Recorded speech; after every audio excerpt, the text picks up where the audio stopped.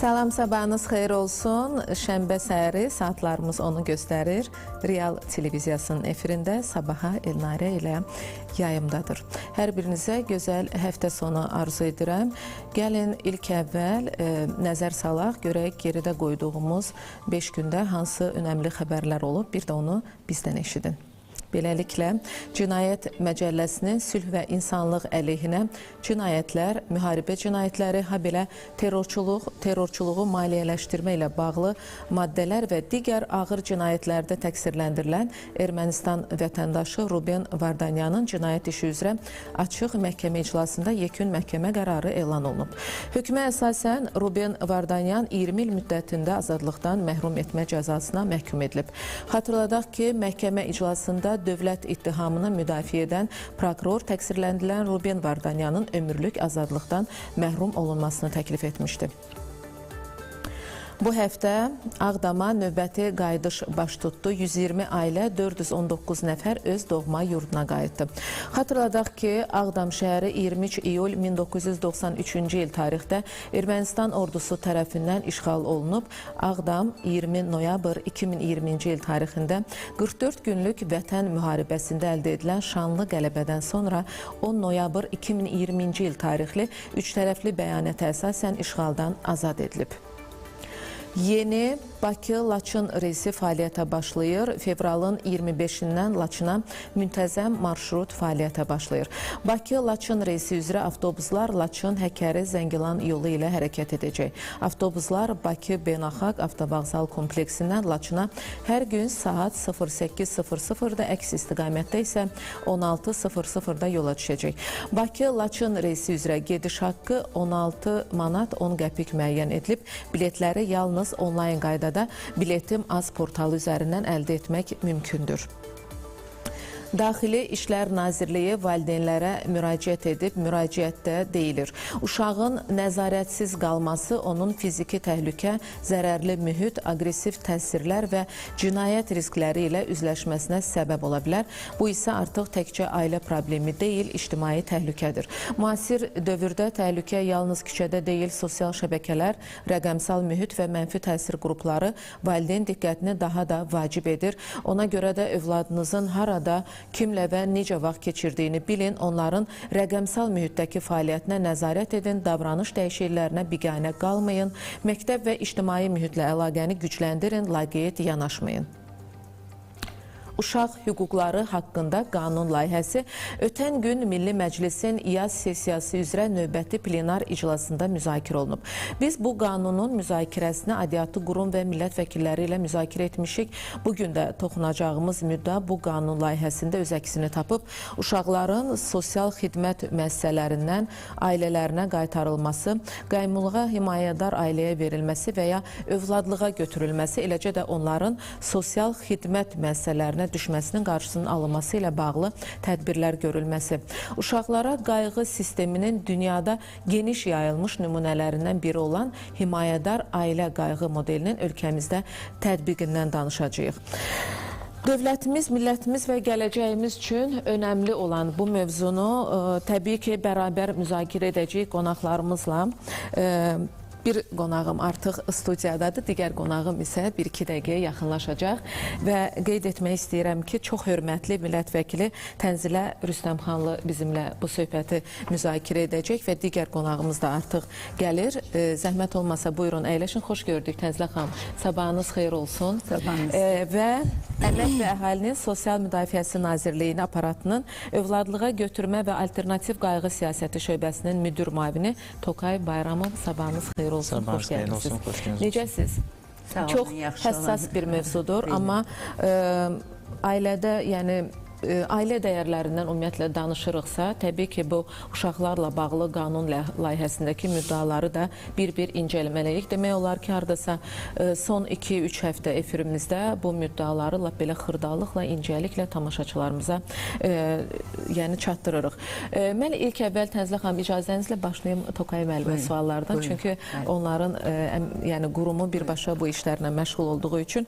Gəlin Tokay müəllim, ilk öncə tamaşaçılarımıza bir izah verək. Təbii ki, gedişatda bizim himayədar ailə olan telefon bağlantımız da olacaq. O xanıma da suallarımızı ünvanlayacaq. Amma sizdən soruşaq, himayədar ailə nədir? Gəlin bunu tamaşaçılarımıza İlk öncə dəvətinizə görə təşəkkürümü bildirirəm. Çox sağ olun. Himayədar Ailə İnstitutu bildiyiniz kimi 2022-ci il tarixli məlum fərmandan sonra yaradılmış bir institutdur və bu səlahiyyətlər də Əmək və Sosial Müdafiəsi Nazirliyinə həvalə edilmişdir. Himayədar Ailə İnstitutu valideyn himayəsində məhrum olmuş uşaqları müvəqqəti olaraq ailə qayğısı ilə əhatə edilməsi bir institutdur. Yəni burada ən əsası ondan ibarətdir ki, himayədar ailə digər institutlardan fərqli olaraq həm övladlığa götürmədən, həm qəyyumluq institutundan fərqli olaraq ailə qayğısına məhrum olmuş uşaqların müvəqqəti dövlət nəzarətində ödənişli əsaslarla ailə qayğısının əhatə edilməsidir. Yəni burada səlahiyyətlər Əmək və Sosial Müdafiəsi Nazirliyinə veriləndən sonra, həvalə ediləndən sonra bir sıra islahatlar aparılmışdır və islahatların ən başlıcası ondan ibarətdir ki, bütün prosedur, himayədar ailə verilmə, bütün prosedur, yəni 3 hissədən ibarətdir. Bu həm himayədar valideyn olmaq istəyən uşaqlar, himayədar valideyn olmaq istəyən şəxslərin elektron uçotudur. Bu, himayədar ailəyə uşağın verilməsi, uşağın mənafeyinin uyğunluğunun yoxlanılmasıdır və yekunda himayədar valideynlə Əmək və Sosial Müdafiəsi Nazirliyinin qurumun arasında bağlanmış bir müqavilədir. Yəni, bunlar, bütün bu prosedurlar hamısı elektronlaşmadır. Yəni, artıq bununla bağlı valideyn namizəd hər hansı bir sənədin dalınca hansı bir quruma gedib, bunlar hamısı alt sistem vasitəsilə əldə edilir. Himayədar Ailə İnstitutu Azərbaycanda yerin yaranmasına baxmayaraq, belə deyək, indi hal-hazırda Azərbaycanda 50 himayədar ailəmiz var və 78 uşaq himayədar ailəyə verilmişdir. Maşallah. Əslində Tənzilə xanım, belə deyək də, yaralı bir keçmişə körpü olmaq, yəni o uşaqlara evdəki bir hüzuru, ev şəraitində olan bir hüzuru bəxş etmək, mən düşünürəm ki, çox böyük bir işdir və həm də savabdır. Tənzilə xanım, siz bizim sevimlimizsiniz, ictimai siyasi xadimsiniz, siz bizim həm də dəyərli millət vəkilimizsiniz və hər şeydən əvvəl siz çox gözəl həyat yoldaşı, yaxşı ana, gözəl nənə. Yəni sizin doğrudan da bugün bu mövzuda tövsiyələriniz bizim üçün çox vacibdir. Yəni himayədar ailəyə gələn hər bir uşaq özü ilə nə gətirir, nə bilim, gedəndə nə aparır? Çünki himayədarlıq hələ övladlığa götürmə demək deyil də, düzdürmü? Buyurun. Mən ilk öncə sizə təşəkkür edirəm ki, belə həssas, çox önəmli bir mövzunu bugün müzakirə edirik. Dünən də Milli Məclisdə uşaq hüquqlarına bağlı ikinci oxunuşda müzakirə olunurdu. Orada da fikirlərimi söylədim mən. Bilirsiniz, indiyə qədər Azərbaycan bir çox beynəlxalq konvensiyalara, təşkilatlara bu uşaq hüquqlarına bağlı üzvüdür və bir çox qanunlar qəbul olunub Azərbaycanda. Amma zaman keçib qanunların qəbul olunmağından müasir dünyanın, çağdaş dünyamızın tələblərinə uyğun yeniləşmə tələb olunurdu. Ona ehtiyac var idi və bu yeni qəbul etdiyimiz qanunda əslində hörmətli Tokay müəllimin də söylədiyi və uşaq hüquqlarıyla bağlı bir çox yenilikləri özündə əks etdirir. Hətta ilk dəfə olaraq, məsələn, cismani cəza hissəsinə də, ona da yer verilib ciddi şəkildə. Dini inanclara baxış münasibətə də yer verilib. Çünki ailələrdə bəzən uşaqları dini inancları, dini öyrətməklə başqa daha yönləndirirlər. Bu da qadağan olunur. Yeni qanunumuzda çox ciddi şəkildə nəzarət olunması qeydə alınıb orada. Məsələ odur ki, bilirsiniz, əlbəttə, mən orada da dedim fikrimi, çox gözəldir qəbul olunan qanunlar. Hətta uşaqlara qarşı zorakarlığın müxtəlif növləri var. Məsələn, iki uşaq təhsil aldığı müəssisədə, tutalım, məktəbdə biri-birinə qarşı aqressiv münasibətləri belə zorakarlıq hesab olunur. Amma mən məsələn düşünürəm ki, o bir-birinə aqressiv olma mühiti necə yaranır? Bax bunu ortadan Bəli, qaldırmaq çünki lazım kökü var da, bəli. lazımdır. Çünki bu uşaqlar, mən bu yaxınlarda bir şeyin şahidi oldum. Yaxınlarımızdan birinin uşağı məktəbdə, anası mənə məsləhət eləyirdi, necə hərəkət eləyim. Dedim, mütləq o məktəb direktorunun müəlliməsinin telefonunu verin, mən onlarla söhbət eləyəcəm.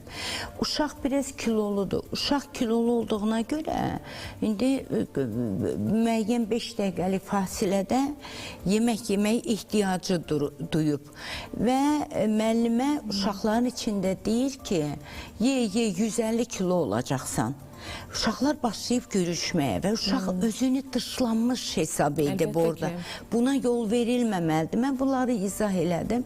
Bir Və psixoloji travma yaşadı bu uşaq yaşadı bu burada. uşaq. Yaşadı Bəli. bu uşaq.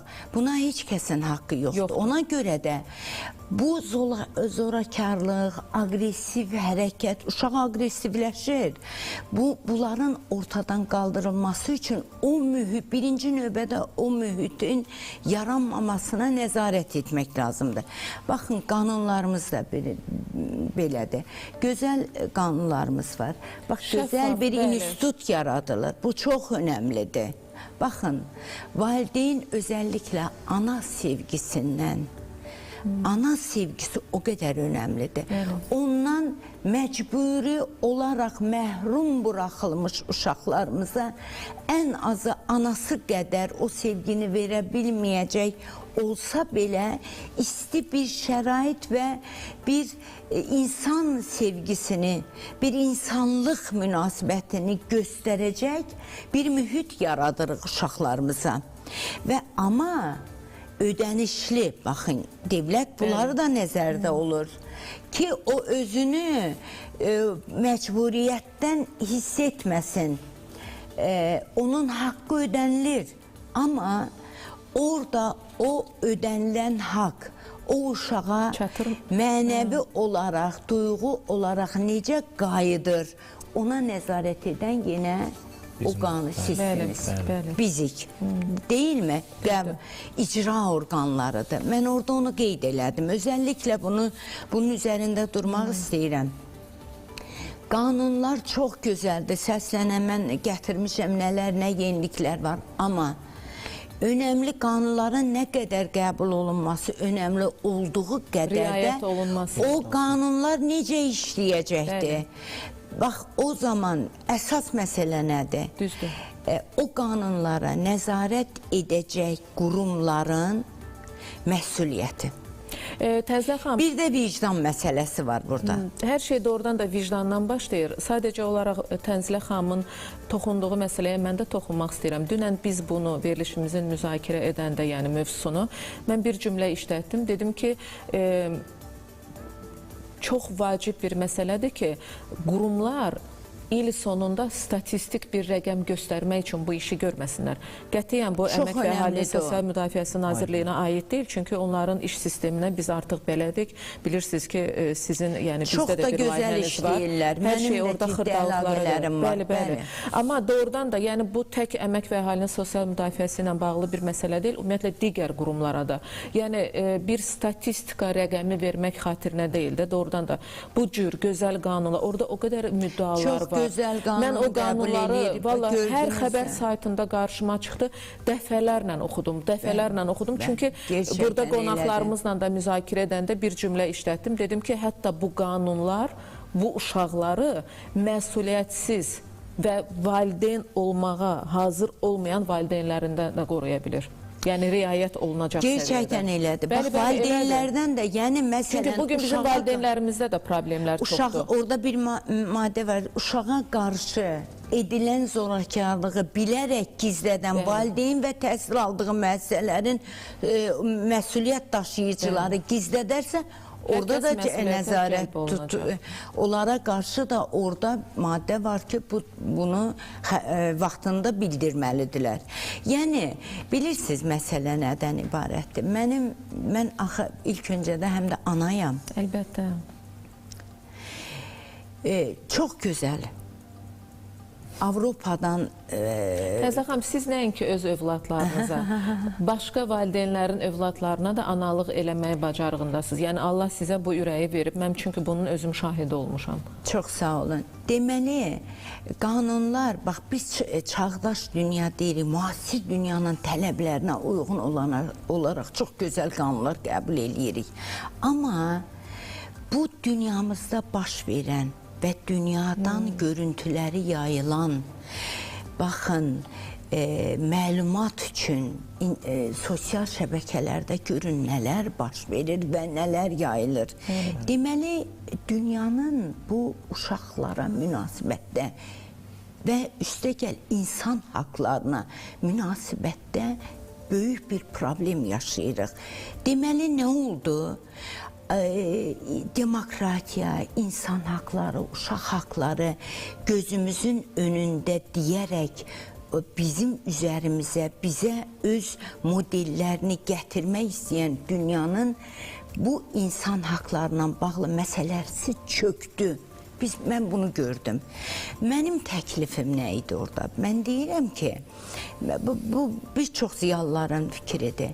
Bu millətin özünün uşaq yetişdirmə bir milli mənəvi dəyəri və nümunəsi, min illərə söykənəcək bir tərbiyə metodu var, nümunəsi var. Biz bizim olan və nəticəsini hər zaman çox yaxşı gördüyümüz, mən demirəm ki, min il bundan öncənin idarə üsulunla uşaqlarımızı yetişdirək, yox. Bizə nəyi qazancımız nə olacaqdı, ona baxaq, uşaqlarımız açısından deyirəm. Baxın, mənim yadımdadır, böyüklər ailədə bu millətin adəti var, dəyəri var. Böyüklər uşaqların yanında pis söz danışmazdılar. Ata ilə ana uşaqların yanında mübahisə etməzdilər. Niyə etməzdilər? Deyirdi ki, uşaq eşitməsin. Uşaq bunları eşitməsin. Niyə? Uşağı qorumaq idi amac. Ona görə də biz bu sərhədləri yox etdik. Uşaqlarımıza baxın, həddindən ziyadə birdən-birə açıldıq. Uşaqlara o qədər ciddi, məktəblərdə görün nə baş verdi, uşaq müəllim arasında nələr baş verdi. Niyə? Səbəbi nədir? Müəllimlərimizi hörmətsiz etdik. Müəllim nə idi? Nümunə idi. Mənim aləmimdə müəllim mənim üçün gələcəyə baxış açımdan bir örnək idi. Bunları yox etdik biz. Yəni, biz zamanında o bizim özümüzü yazılmamış qanunlarımız var idi evlad yetişdirməkdə. Biz onlardan vaz keçdik, biz onlardan imtina elədik və uşaqlara tanınan bir çox hüquqlar var ki, mən düşünürəm ki, onların bəziləri çox zərərlidir. Məsələn, Avropa deyir ki, narkotik maddələri yasaq etməmək lazımdır ki, etmir bəziləri də. Axı, biz bilirsiniz, bunun nə qədər zərərli olduğunu biz ailədə artıq uşaqlarımıza deyirdik. Və bu haqları uşaqlara tanımamaq lazımdır. Nə baş verdi? Sosial medialarda uşaqlara baxın. Uşaqlar televiziyalarda, YouTube kanallarında görün hansı cizgi filmlərini izləyirlər. Məktəblilərin əlində ona görə bugün elektron siqaretlər var. Bəli, biz bunları da görürük. Və baxdıqlarına baxın. Niyə? Bunun üçün nə etmək lazımdır? Ciddi təbliğat lazımdır. Cizgi filmləri niyə çəkilmir? Nə qədər? Baxın, bir nəsil olaraq biz sehirli qala, sehirli xalat, bir qalanın sirri filmi. Baxın, indiyə qədər mən ona maraqla baxıram. Amma bir qalanın sirrində çünki elə gələcək, sehirli xalatda gələcəyi göstərirlər. Bizim uşaqlığımızın filmləri idi və orada böyük bir tərbiyə var idi, qəhrəmanlıq ruhu var idi, dürüstlük var idi. Yəni, şər qüvvələrinə, xeyirxalq qüvvələrin yeri açıq göstərilirdi. İndi nə var? Nə var? Uşaq nəyə baxsın? Tənzilə xanım, əslində sizin toxunduğunuzda çox belə şaxələnir də mövzu. Məsəl üçün, valideyn, müəllim hörmətinə toxundunuz. Mən düşünürəm Çünki ki, çox həssas bəli, mövzudur. mən düşünürəm ki, bir şagirdin müəllimə elə hörmətsizliyi onun evdəki artıq valideynindən gəlir. Çünki valideyn evdə şərait yaratmamalıdır ki, uşaq müəllimi evdə müzakirə etsin və ya valideyn müəllimin arxasınca heç bir mənfi bir fikir söyləməməlidir. Toxay müəllim, yeri gəlmişkən, himayədarlıq mövzusunda biraz əvvəl, yəni onlayn müraciətlərdən falan danışdınız. Təbii ki, burada da söhbət himayədar da olsa, övladlığa da götürsə, yenə də gedir valideynliyə çıxır da. Bu valideyndir, yəni bunu istəyən. Kimlər valideyn ola bilər? Yəni proses necə işləyir? Bax, gəlin biraz da bu tərəfdən danışaq. Yəni biz bilirik kimlər valideyn olmalıdır, amma sizin şərtlərinizi gəlin buradan səsləndirək. Tənzilə xanım çox geniş mövzuya toxundu, uşaq hüquqları ilə bağlı. Doğrudan da bu sadəcə bizim qurum olaraq əhalinin çox həssas bir hissəsi olan valideyn himayəsindən məhrum olmuş uşaqlarla işləyirik və himayədar ailə institutunda himayədar ailələr kimlər ola bilər? Ən azı ümumi təhsil, orta təhsil olan şəxslər, yetkinlik yaşına çatmış, Azərbaycan Respublikasının ərazisində yaşayan Azərbaycan Respublikasının vətəndaşları, sonra qanunvericilə nəzərdə tutulmuş, konkret göstərilmiş ağır və xüsusilə ağır cinayətlərə məhkum olunmamış şəxslər, adam başına düşən ailədə sayına uyğun olaraq yaşayış minimumundan aşağı gəliri olmayan və yaşayış sahəsi 16 kvadrat, adam başına 16 kvadrat metrdən aşağı olmuyor. Yəni biz bunları minimum olaraq qoymuşuq və bunlara cavab verən hər bir şəxs, hər bir Azərbaycan Respublikasının 18 yetkinlik yaşına çatmış şəxs himayədar valideyn ola bilər. Bir məsələyə də toxunmaq istəyirəm. Tənzilə xanım düzgün vurğuladı ki, yəni biz bu işə, siz də onu qeyd edirsiniz, biz bu işə statistika kimi baxmırıq. Biz bu işə konkret olaraq əvvəlindən ta axırına kimi və hətta izləyirik, nəzarətdə saxlayırıq və hətta himayədar ailə uşağı verdikdən sonra hər ay biz onu ən azı bir dəfədən az olmayaraq monitorinq həyata keçiririk. Görə bu uşaqla himayədar valideyn arasında orada yaş limiti var. Misal üçün, körpələrdən söhbət gedirsə, təbii ki, biz onları dinləyə bilmirik də. Biz ailəni necə izləyirik, nə göstərirlərsə bizə onu görürük. Yaş limiti var ki, hansı yaşdan himayədar edir? Himayədar ailəyə yetkinlik yaşına çatmayan, yəni 0 yaşından belə deyək, çobot desək, 18 yaşına kimi verilir. Sadəcə olaraq bilirsiniz necədir? Monitorinqi həyata keçirəndə bizim peşəkar sosial işçilərimizdir, peşəkar uşaq psixoloqlarımızdır. Yəni artıq orada uşağa olan münasibətdə, indi mən bunu sizin yanınıza deməyim biraz yəqin ki, düzgün çıxmaz. Çünki Tənzilə xanım daha düzgün bilər. Yəni ana ilə uşağın arasında olan münasibəti nə qədər süniləşdirsən də, haradasa bir anda, bir momentdə mütləq bir uzə verir.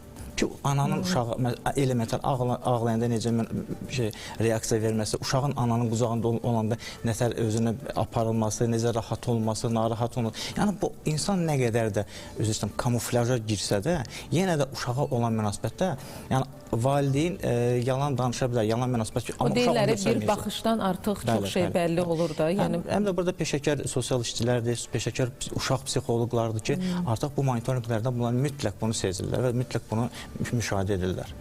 Bəs himayədar ailəyə verilən uşağın bioloji valideynli həyatdadırsa da, valideynləri, onlarla görüşə filan şərait yaradılırmı? Yəni bu proses necə? Əlbəttə, bu bizim qurumumuzun təşkilatçılığı ilə himayədar valideynlərin borcudur, qanunvericiliyə olan öhdəliyidir ki, uşağın bioloji valideynləri və yaxud qohumları ilə, yəni ailə məcələsində nəzərdə tutmuş yaxın qohumları ilə mütləq təmasda olmasına himayədar valideynlər şərait yaratmalıdır. Bunların öhdəliyidir. Valla bir fikir səsləndirəcəm. Valideyn olmasaydım əsla bu fikri səsləndirməzdim. Amma valideyn olandan sonra hər şey dəyişir. Valla uşaq dünyaya gətirməmişdən əvvəl çox düşünmək lazımdır. Yəni burada bilirsiniz necə, sizin də həyatınız dəyişir, uşağın da həyatı dəyişir. Baxın, himayədarlığa verilən Tənzilə xanım biraz əvvəl misal üçün çox incə, belə çox həssas məqamlara toxundunuz. Himayədarlığa verilən uşağın həyatı dəyişir axı o andan etibarən, düz demirəm. Sabah o adam müraciət edə bilər ki, mən bu uşağa alışmışam, mən bunu övladlığa götürmək istəyirəm. Artıq uşağın həyatı dəyişir. Onun hüququ da var, o hüququ tanıyır ona. 3 aydan artıq əgər uşaq himayədar valideyn yanındacaq, hüquq yaranır övladlığa götürür. Bilirsiniz necədir? Zaten o bioloji valideyn normal bir ailə olsaydı, niyə uşağını O vəziyyətə gəlib çıxmazdı. O vəziyyətə niyə gətirib çıxırdı ki, indi ona himayədar valideyn axtarılır. Yəni, o uşağını dünyaya gətirmək ona görə deyirik, analıq başqa bir duyğudur. Ana sadəcə bioloji dünyaya gətirmək deyil, analıq insanın ruhunda olmalıdır, analıq. Mən bir də görürsünüz, valla kimsə ana deyil bioloji olaraq, amma elə yanaşır uşaqlara. Elə yetişdirdiyim gənclər var, mən deyirəm ki, onlar mənim ruhumun evladlarıdır. O qədər heç mümkün deyil ki, onları öz evladlarımdan seçim. Bilmirəm, yəni analıq başqa bir duyğudur. Uşaq müqəddəs bir varlıqdır. Bunu dünyaya gətirəndə sizin sözünüzə qüvvət deyirəm. Bunu əgər kiminsə himayəsinə verəcəksən və hansısa devlətin o uşaqlara baxan qapılarına atacaqsansa, bunu dünyaya gətirmək. Bu yaxınlarda Mehriban xanım Zeynalova onun sığınacağının qarşısında bir video görüntü yayımlandı da sosial şəbəkədə, xatırlayırsınız. Yəni, belə körpə də bir qız deyil də, yəni şuuru yerində, məktəbli. Ana gətirdi, küçədə bir kənardan qoydu, kameralara düşdü. Yəni ki, bilirsiniz necədir? Bir var ki, sonradan dünyaya gətirmişsə, amma mən bu mənzərəni görəndə ki, o da baş vermişdi də, siz dəqiq bilirsiniz. Market klokunda, yəni paketində gətirib uşağı 2 gün, 3 gün bundan əvvəl, hardasa bir həftənin uşağı idi, səhv etməmişsiniz. Yəni, çox yeni doğulmuş bir körpə idi də. Onu gətirib zibil, yəni, bilmirəm, valla, hər şeyin yolu var, atmayın bu addımları. Yəni, müəssisə, bildim, ailələr, himayədar ailələr götürürlər, bildik. Uşağa təkcə burada maddiyyatla bağlı deyil, dövlət də sağ olsun, maddiyyatla da təmin edir, şəraitlə. Himayədar ailəyə verirlər bu uşağı. Bu ailə də götürür, yəni qeyd edirəm, bu uşağın həyatı dəyişir, bu uşağın yeni nəfəsdir, öz güvənini bərpa edirlər. Yeri gəlmişkən, bir körpənin həyatını dəyişən bir xanım telefon xəttimizdədir, istəyirəm ondan danışaq. Yəni, Gəncəyə bağlanırıq, video bağlantı olmayacaq, onu qeyd edim. Çünki hər bir istəyə hörmətlə yanaşmaq lazımdır. Telefon xəttində böyük ürəyə sahib bir xanım Süleymanova Nazilə. Nazilə xanım, eşidirsinizmi bizi? Bəli. Sabahınız xeyir olsun. Sabahınız xeyir, sabahınız. Nə deyim Nazilə xanım, Azərbaycan xanımı, Azərbaycan qadını, əsl türk qadını, mən sizin o gözəl ürəyinizdən öpürəm. Sizin ürəyinizin bir ölçüsü yoxdur. Yəni, tibbi olaraq hər birimizin ürəyinin ölçüsü var. Amma maşallah olsun, doğrudan da biz də hər birimiz ürək sahibiyik. Amma bugün mən belə bir halla üz-üzə qalsam, mənim üçün böyük bir məsuliyyət və s. və s. Yəni, mən deyim ki, bugün mən buradan çağırış etməliyəm ki, durun, hər 10 nəfərdən 5-i getsin, himayəyə uşaq götürsün müəssisədən. Bu çağırışı edə bilməyəcəm. Çünki doğrudan da bu böyük ürək istəyir və Allah Taala hər adama da bu ürəyi vermir. 4 övladınız var. Amma 2 aydır ki, Miran adlı 4 yaşlı balaya sözün bütün mənalarında analıq edirsiniz. Buyurun, danışın da bu barədə, xahiş edirəm. Yox, 3 evladdır. 3 evlad, Miranla bir yerdə 4 evlad. Bəli. Maşallah. Miran dördüncümüz Mirandır. 3 evladdır. Biri əskərdir, hal-hazırda Laçındadır. Biri tələbədir, Bakıda, institutdadır. Biri Mələk ilə Miran, biri Mələk orta məktəbə gedir, Miran bağçaya gedir. 4-cümüz, axırıncımız Mirandır. Necədir evdə vəziyyət? Yəni, nə bilim, hər bir halda, bax, Miran sizə necə alışdı, sizin övladlarınız necə qarşıladı? Təbii ki, siz bu addım atmamışdan qabaq övladlarınızdan yəqin ki, bu barədə söhbət etmişdiniz. Bəli, məsləhətləşdim. Uşaqlar böyükdür bizdə, ikisi böyükdür, onlarla ən çox məsləhətləşdim. Onlar istədi, əskər olan hərbi gözləkdə onu soruşur, onu qoruyun, onu gəlir özüm, baxacam özüm, qayğısına qalacam. Hamısı, uşaqların üçü də çox istəyir. Birinci gələndə ev əlbəttə ki, əşyalarını yığmağa istəmirdi, heç qoymaq istəmirdi, elə bilirdik qaydacaq. Nisbətən yavaş-yavaş artıq öyrəşdi. İndi məsələn, bağçada kimsə xətrinə deyəndə deyir, mamama deyəcəm. Bilirəm onu. Dünən o cümləni inanırsınız eşitdim. O qədər belə deyim də sevinç yəni göz yaşları bürüyür adamı. Deməli götürüb Nazilə xanım onu himayədarlığa bir müddət sonra Miran bağçaya gedir. Bağçada indi nəsə xoşuna gəlməyəndə deyir ki, gedib anama deyəcəm. Artıq uşaqda ümid yaranıb ki, anası var da, onu qoruyacaq bir insan var. Əlbəttə ki, gözəl bir istəyir. Biz bilmədik. Bəlkə də Azərbaycanın bir çox xanımları, bir çox anaları istəyər bu addımı. Sadəcə olaraq məlumatı olmayan insanlarımız da var. Mən o Nazirliyin nəzdində çalışdığım üçün məlumatım oldu. O məlumatı biləndə sevinclə istədim ki, ən birinci hətta mən yazıldım ki, istəyirəm, mən də istəyirəm. Biz məlumatımız ona görə var ki, o Nazirliyin nəzdində işləyirik. Mən sosial xidmətlərdə işləyirəm. Siz Miranın həyatını dəyişmişsiniz, Nazilə xanım, bilirsiniz? Bəli, bəli. Əlbəttə ki, çox dəyişim var. Uşaq ətrafımızdakı qohumlar, qonşular, məsələn, uşağa baxanda deyir, necə dəyişib. Həm kökəlib, həm aktivləşib, artıq sözünü deyir, çəkilmir, geri çəkilmir. Çox dəyişim var. Uşaqda çox dəyişim var. Çox yaxşıdır, çox şükür. Sağlamlığı yerində, gülüşü yerində. Nə bilim, çox yaxşıdır da.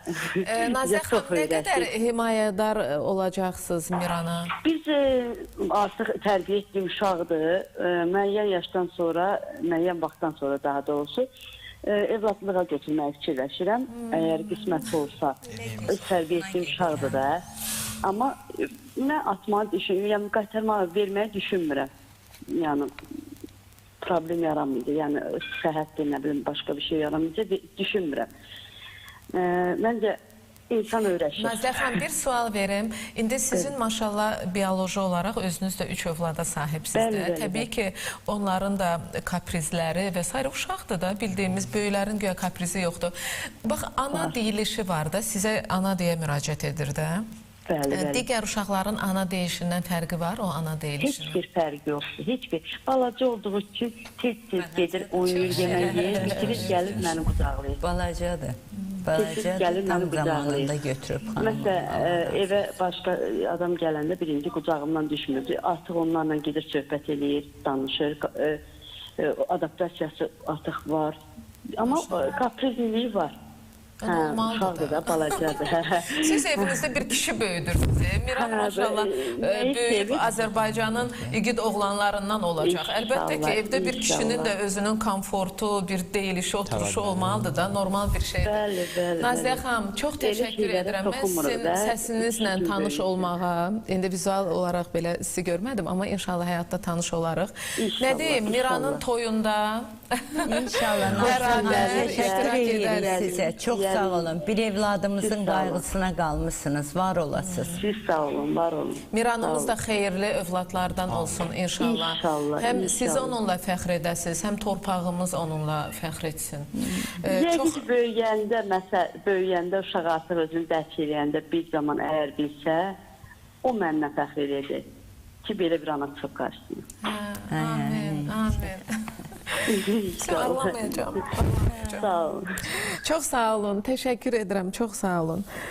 Deməli, Tənzilə xanım, görürsünüz necə həssas, necə qadın... Çox həssas, bax, burada danışırıq belə anadan, bu da Azərbaycan xanımıdır ki, gətirir uşağını. Ona görə nağıllarla böyüdük də, biz nağılların əvvəli necə başlayırdı, biri var idi, biri yox idi. Uşaq olanda buna başa düşə bilmirdik, hətta mən bunu bir dəfə də demişəm, bizdə bir aktyor var. Şamaxıda şəhid övladlarının şəhərciyinə gedir, yəni orada onlara nağıllar danışır. İndi danışır orada ki, nağıl danışır, deyir ki, biri var idi, biri yox idi. Bir uşaq da belə ayıq uşaq olur, deyir ki, o biri hardaydı ki, niyə yox idi ki? O deyir ki, mən uzun müddət buna cavab tapa bilmədim. Sonra deyir, müəllimlərimlə məsləhətləşdim, dedilər ki, bu həyatın balansıdır. Biri var, biri yox. Biri yoxdur, doğru.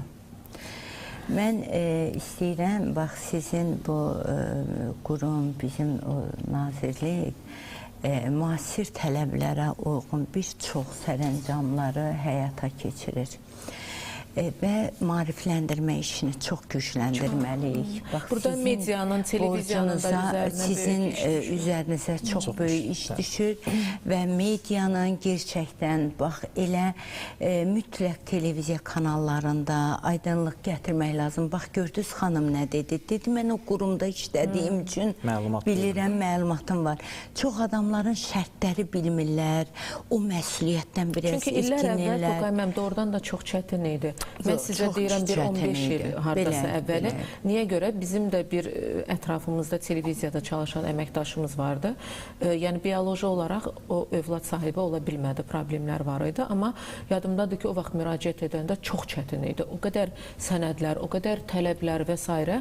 Amma indi mənə elə gəlir ki, düzdür, indi də hər adama uşaq vermirlər. Mütləq onlar lazımdır, onlar lazımdır. Hələ indi onlar lazımdır. Mən bilmirəm elə bir qanunumuz varmı bizim? Ümumiyyətlə, mən Azərbaycanda uşaqların himayə verilən və yaxud da evladlığa veriləndə mütləq Azərbaycana verilsin. Amma Azərbaycandan kənara verilməsinin qətəli. Amma biraz əvvəl Toğay müəllim dedi ki, mütləq Azərbaycan vətəndaşı olmalıdır. Misal üçün, valideynlərdən biri Azərbaycan vətəndaşı, digəri əcnəbidirsə, onda necə olur? Onda Azərbaycanlı ailə kimi qəbul edilir. Azərbaycan ərazisində daimi yaşayırsan. Yaşayırsan. Hətta övladlığa götürmədə də elədir. Əgər Azərbaycan... Hələ bu son olaylardan sonra, bu hadisələrdən sonra təkcə ümumiyyətlə dövlətimizdə, cəmiyyətimizdə, valideynlər də, bilirsiniz, bütün cəmiyyət bu mövzuda çox həssas olmalıdır və bizim borcumuz evladlarımızı qorumaqdır. Mənim evladımdan getmir söhbət, sizin evladına ümumiyyətlə.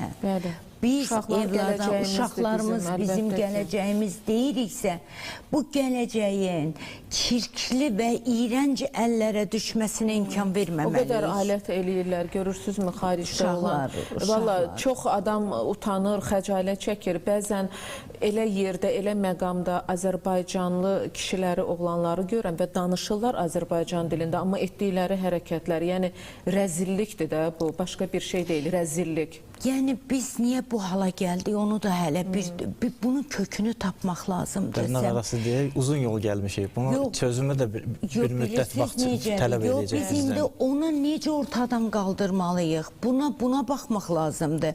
Bunun yolları axtarılmalıdır. Baxın, indi bu uşaq, həm də uşaqlarımızın hüquqları ilə birbaşa onları da ilgiləndirir bu. Onların gələcəkdə onlara hansı təsiri buraxıb gedəcək, ona da bugünkü bizim gəldiyimiz durum nədir? Bu sosial medialarda baş verənlər nədir? Niyə satılsın? Hə, nədir bu? Bu da nə vaxtsa uşaq olub da. Bəs nə? Bu Azərbaycanda baş verən bu sosial mediada təbliğat deyirik. Gözəl adətimizi, ənənəmizi, qanunlarımızı təbliğ eləmək yerinə biz nələri təbliğ eləyirik, nələr baş verir? Bəs uşaqlar da bunları görür, telefon əllərindədir. Bir mütləq bir yasaqlar gətirilməlidir. Bunu təbliğ eləyən, bu cür çirkabı, bu cəmiyyətin ruhuna işləməyə çalışan nə varsa, hansı qanunlar varsa onlar qəbul olunub, tədbir görülməlidir. Bizim yəni uşaqlarımızdan bugün danışırıq da, baxın, bir qadın, Azərbaycan qadını uşağı götürür, ona sahib çıxır və onunla bərabər olaraq 3 övlada da valideynliyini edir. Yəni, axı bir uşaq üçün dövlət onu ödəyir, düzdür? O digər 3 uşaq üçün ödəmir də. Himayədə ailə götürdüyü uşağı münasibətdə ödər. Bəli, yəni demək istəyirəm ki, bugün o böyük ürəyə sahibdir də o qadın. Yəni bugün 4 uşağa valideynlik edir. Bir uşağı da himayəyə götürüb. Yeri gəlmişkən, himayəyə götürən ailələr neçə uşaq himayəyə götürə bilər? Misal üçün... 3-dən artıq olmamaq şərti ilə... 3 uşağa icazə verilir. Əgər öz uşaqları da varsa, məsələn, bəlkə xanım danışdığı kimi, əgər öz bioloji uşaqları da varsa, ümumi sahib, evdə olan uşaqların sahib 5-dən artıq olmamalıdır. Yeganə istisna bacı qardaşdır. Doğrudur. Yeganə istisna bacı qardaşdır. Məsəl üçün, tutalım, evdə 3 uşaq var, ya 4 uşaq var və 2 bacı qardaş götürmək istəyirsə, artıq 6-5 limiti keçirik, ancaq bacı qardaş olduğunu onları uşaqları ayıra bilmədiyimizə görə bu hal bizdə istisnadır və biz o halda artıq 5 limitini keçmiş olur. Ancaq belə ümumilikdə 3 olmamalıdır. Mən bir şey bilmək, nəzarət sistemi necədir? Ola bilər, yaxşı anadır, biz belə tanıyırıq, götürdü uşağı baxdı. Amma bu o demək deyil ki, devlət bunu nəzarətsiz buraxmır gəlir. Bilmənalı olaraq bu nəzarətdə saxlanılır, monitorinq aparılır. Qanunvericiliyimizdə də bizim üzərimizə öhdəlik qoyub ki, ən azı ayda bir dəfə monitorinq qəbul etdiyimiz qanunda var bunlar. O ən azı, mən həmişə deyirəm, bu ən azı qurumumuza imkan verir ki, mən həmin o bir ayda 2 dəfə də monitorinq edeyim, 3 dəfə. Əgər mən hər hansı bir gərginlik müşahidə edirəmsə, əgər mən uşağa baxılmasında, bəli, əlbəttə ki, artırıram.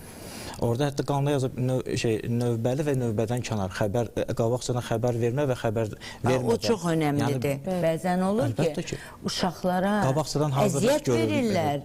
Biləndə ki, yoxlama gələcək, tamam başqa şərait yaradırlar. Bax, buna ciddi. Biz bunları yaşayırıq, şahid oluruq.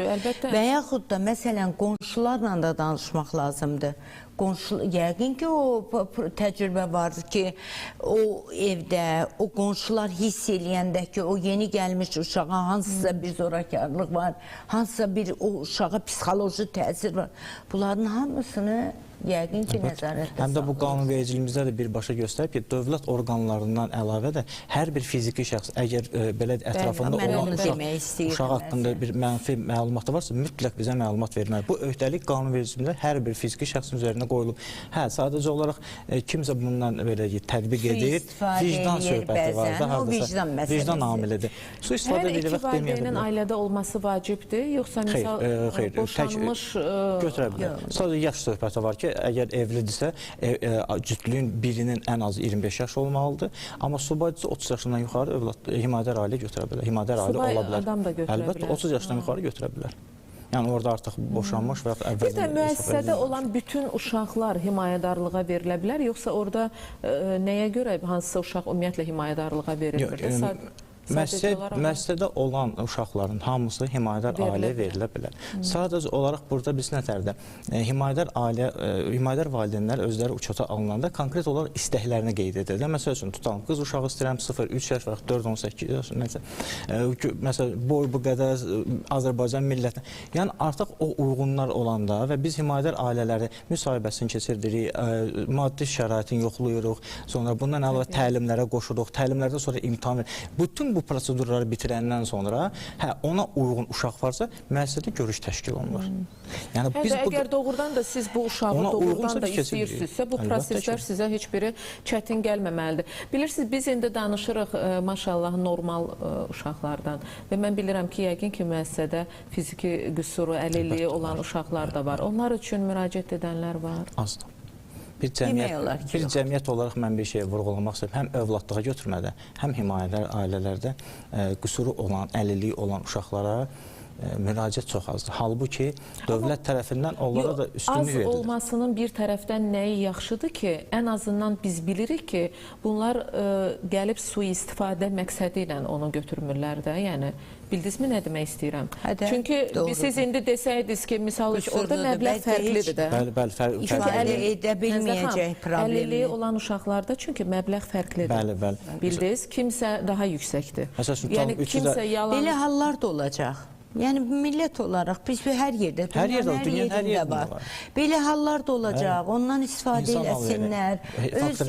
Bəli, öz nəfsinə əsir olan insanlar var, onu belə özü üçün istifadə eləyəcək insanlar da tapılacaq. Amma hər halda mən bilirəm ki, çox qısa zamanda onların üzü.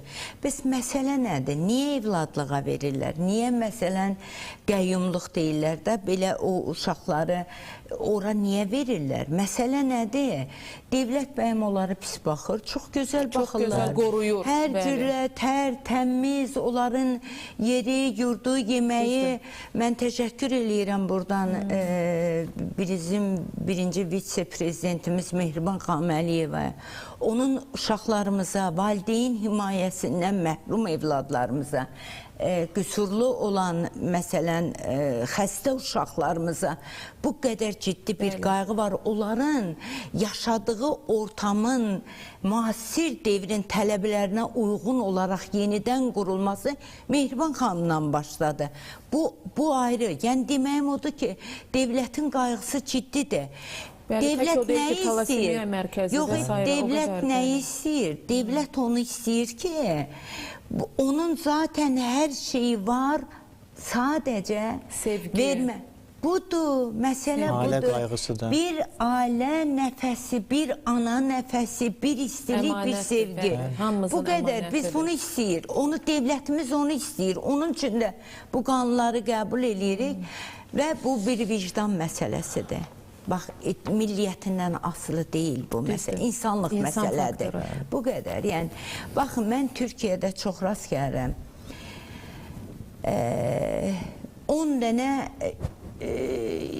it götürür saxlayır, heyvan götürür saxlayır. Sahiblənir. Sahiblənir, belə küçədə qalmış itə belə sahiblənir. Biz bu insan da axı, bu canlıdır. Buna bizim sahib durmamız İnsanımızdır, böyük məsuliyyətdir amma. Bəli. O çox böyük məsuliyyətdir. Hər adam ona risk eləməz, hər adam ona risk eləməz. Ona görə də mən düşünürəm ki... Deməli, sosial şəbəkələrdə biraz əvvəl də qeyd etdik, bilirik bizim acılı yerimizdə orada bəzən bizim rastlaşdığımız mövzular, səhnələr və s. Onlar vasitəsilə biz çox adamı tanıyırıq, elə ətrafımızdan da. Yaxşı, kimin niyyəti yaxşıdır, kimin niyyəti pisdir. Oradan da sosial şəbəkə bugün bir güzgüdür, onu da deməliyik. Amma bəzən elə bir şey görürəm, o qədər həyatdan incirəm, o qədər küsürəm, elə bilirəm insanlıq bitdi, daha yaxşı heç nə baş verməyəcək. Buradan da bu mövzu və Nazilə xanım kimi xanımlar və mən görürəm ki, yox, doğrudan da həyat davam edir və yaxşı insanlar yenə də var və bu yaxşı insanların sayəsində bu həyatı yaşamağa dəyər. Mən sizə təşəkkür edirəm. Vaxtımız məhduddur, mövzu dərindir. Amma çox sevindim. Tokay müəllim, sizə xüsusi təşəkkür edirəm. Çünki həftə sonudur, bilirəm, qurumunuzun işləri ağırdır. Həmçinin Tənzilə xanım, sizdə də yükü böyükdür. Bugün bizim dövlətimizin də yükü böyükdür, cənab prezidentin də və təbii ki, bizim dövlət qurumları, həmçinin millət vəkillərimizin də. Çox təşəkkür edirəm, vaxt ayırıb gəldiyiniz üçün. Siz sağ olun. Sağ olun. Belə gözəl mövzuya bu qədər böyük sevgi ilə yanaşdığınız üçün təşəkkür edirəm, çox sağ olun. Biz birazdan davam edəcəyik. Digər hissəmizdə süni intellektlə bağlı bilirsiniz ki, peşələr çox müzakirə olunur ki, bəzi peşələr süni intellektlə əvəzlənəcək. Bu hansı peşələrdir? Ümumiyyətlə, hansı peşəyə doğru getməlidir gənclərimiz, uşaqlarımız? Birazdan mövzunu müzakirə edəcəyik.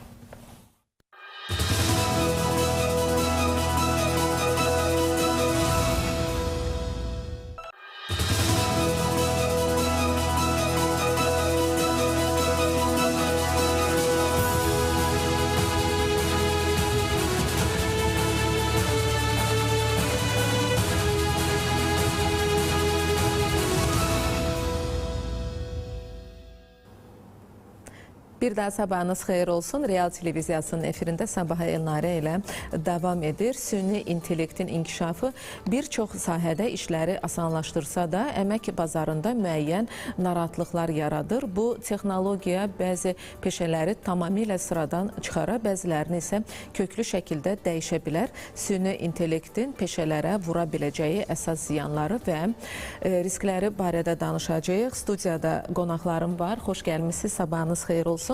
İnformasiya Texnologiyaları İnstitutunun baş direktoru, Azərbaycan Milli Elmlər Akademiyasının vitse-prezidenti akademik Rasim Əliquliyev. Xoş gəlmişsiniz Rasim müəllim. Təşəkkür edirəm, dəvətinizi görürəm. Çox sağ olun. İnformasiya Texnologiyaları üzrə mühəndis tədqiqatçısı Bəhruz Əliyev. Siz də xoş gəlmişsiniz. Təşəkkür edirəm gəldiyiniz üçün. Mövzumuz bəllidir. Süni intellektin inkişafı əmək bazarını kökündən dəyişir. Bəziləri üçün bu belə həyəcan siqnalıdır. Yəni narahatlıqlar və s. var.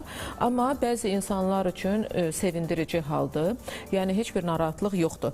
Belə deyək də, yaxın 10 ildə 100 milyonlarla iş yeri, belə deyək də, transformasiya olunacaq. Rasim, gəlin sizdən başlayaq ilk olaraq. Azərbaycanın mövcud işçi qüvvəsi bu rəqəmsal yeniliyə nə dərəcədə hazırdır? Yəni sizdə necədir bax bununla bağlı vəziyyət? Belə deyək, ümumiyyətlə ölkəmizdə bilirsiniz ki, artıq rəqəmsal reallıqlar göz qabağındadır. Bütün ailələr, bütün insanlar, məktəblilər, şagirdlər, bütün dövlət qurumlarında fəaliyyət göstərən insanlar kompüterlə, necə deyirlər, normal fəaliyyətdədir, normal deyək ki, münasibətdədir. Ona görə də sizin o qeyd etdiyiniz əmək bazarında olan o narahatçılıqlar var ki, kompüterin gəlməsi müəyyən iş yerlərinin məsəl üçün ya dəyişir, ya da sıxışdırır, çıxardır və yaxud da ki, süni intellekt texnologiyalarının son zamanlarda inkişafı artıq cəmiyyətdə müəyyən həm belə deyək ki, yaxşı imkanlar yaradır, eyni zamanda təhlükələr yaradır, risklər yaradır. Ona görə də bunun belə deyək ki, bütün bu prosesin, obyektiv prosesi, yəni bu prosesin qarşısı alınmazdır. Artıq dünyada gedən bir prosesdir. Azərbaycan da dünyanın bir hissəsi kimi əlbəttə ki, bu istiqamətdə artıq dövlət siyasəti var. Cənab Prezident tərəfindən bu istiqamətdə müxtəlif tədbirlər həyata keçirilir, strategiyalar qəbul olunur. Müxtəlif deyək ki, bu istiqamətdə həm xaricdə, həm daxildə süni intellektlə bağlı bilirsiniz ki, müəyyən təşəbbüslər, layihələr həyata keçirilir. Ona görə də artıq Azərbaycanda da bu reallıq var. Ölkəmizdə rəqəmsal dövlət, rəqəmsal cəmiyyət, onun ayrı-ayrı segmentləri formalaşır. Yəni təhsildir, elmdir, iqtisadiyyatdır və s. və s. Ona görə də həmin o dediyiniz o risklər insanlarda hansısa güya bir narahatçılıqlar var. Bunun bir dərmanı var. Bu rəqəmsal texnologiyaları yaxşı mənimsəmək lazımdır, yaxşı təhsil almaq lazımdır. Çünki süni intellekt texnologiyaları bazara necə daxil olur? Bilirsiniz ki, əmək bazarının özü təhsilin pillələrinə görə demək qruplaşdırılıbdır. Diplomu olmayanlar üçün peşələr var, adi peşələrdir. Göz əskidir, məsəl üçün, bu qəbildə olan işlər, yəni təhsili olmayanlar üçün, peşə təhsili varsa, peşə təhsili olanlar üçün müəyyən ixtisaslar var. Ali təhsil, onun bakalavru, magistri, fəlsəfə doktoru, elmlər doktoru və bu intellektual elitanın özünün bir piramidası var. Yəni gəlir yuxarıda professorlar, akademiklər, müxtəlif deyək ki, ali ekspertlər, bütün bunlar hamısı əmək bazarının özünün deyək ki, intellektual piramidasıdır. Süni intellekt əlbəttə ki, ən aşağı demək pillədən başlayır. Yəni harda ki, təhsil yoxsa birinci oranı götürür. Oradakı o birinci səviyyədə olan o peşələri götürür, apar, gətir, ofisiant işləsin, hansısa kliniki müəssisədə o xəstələrə məsəl üçün bir belə deyək ki, nəzarət eləsin, hansısa dərdi səri varsa müəyyən bir siqnal demək versin və s. Ona görə də yavaş-yavaş, yəni süni intellekt bu günləri başlayıbdır o piramidanın ən aşağı səviyyəsindən. Növbəti olacaq ikinci səviyyə, üçüncü səviyyə, dördüncü səviyyə və s. Buna baxmayaraq süni intellekt texnologiyaları o piramidanın özünün istənilən pilləsində artıq bu və ya digər formada köməkçi kimi istifadə olunur. Yəni alim də ondan istifadə edir, nə bilim mən, hansısa siyasətçi də bundan istifadə edir. Çünki artıq hər kəsin üstündə ChatGPT var, o birisi var, bu birisi var. Hələlik köməkçi kimi istifadə edir. Fikir verdinizsə Cənab Prezident o yeni Azərbaycanın yeni rəqəmsal arxitekturası həsr olunmuş müşavirədə də dedi ki, dövlət hakimiyyəti orqanlarında o ChatGPT generativ süni intellektlə yanaşı artıq süni intellekt agentləri olacaqdır. Yəni o süni intellekt agentləri o deməkdir ki, hər bir hansısa bir vəzifəli şəxsin ətrafında, onun kompüterində toplanan o verilənləri, dataları emal edən süni intellekt texnologiya olacaqdır. O hesabat hazırlayacaq, o proqnoz verəcək, o qərar qəbul edəcək, o təklif verəcək.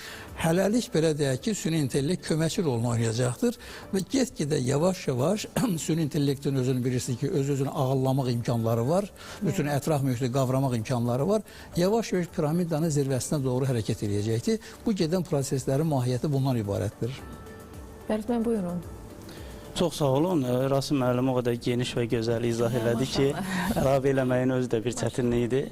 Bəli, süni intellekt biz hamımız müşahidə edə bilirik ki, elə ən aşağı mərhələdən yuxarı mərhələyə doğru sürətlə inkişaf eləyir və təsadüfi deyil ki, ona görə də elə 4-cü sənaye inqilabı süni intellektlə əlaqələndirilir. Bilirsiniz ki, 1-ci sənaye inqilabından başlayaraq buxar maşınının, sonra 2-ci sənaye inqilabında elektrik, 3-cü də kompüter və birləşik dövrələrin kəşfi ilə başlayan sənaye inqilabları, 4-cüdə isə süni intellektin ortaya çıxması ilə başlayıb.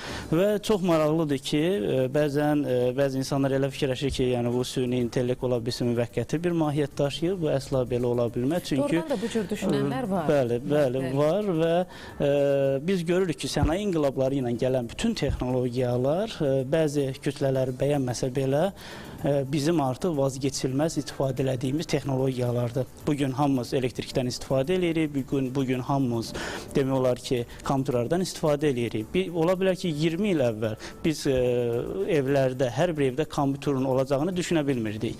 Və bir çoxlarımız üçün bu bəlkə də xəyal və inanılmaz bir vəziyyət kimi qəbul oluna bilərdi. Amma hal-hazırda demək olar ki, hamımızın evində kompüter var. Hətta ən kiçik kompüter elə əlimizdəki smartfonlardakı hamımız onun imkanlarından istifadə edirik.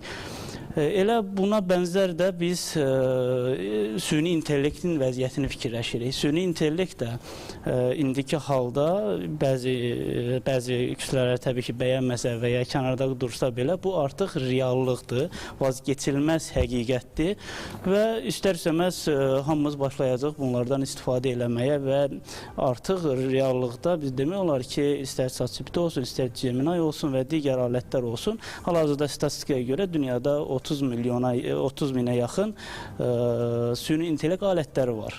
Bunlar müxtəlif növlərə bölünür və geniş də istifadə olunur. İnsanlara da bunu istifadə eləmək çox rahatdır. Çünki süni intellekt hal-hazırda hər bir istifadəçi üçün çox yaxşı bir alətdir. Çox yaxşı imkanlar verir, çox yaxşı funksionallıqlar verir və insanların işini rahatlaşdırır.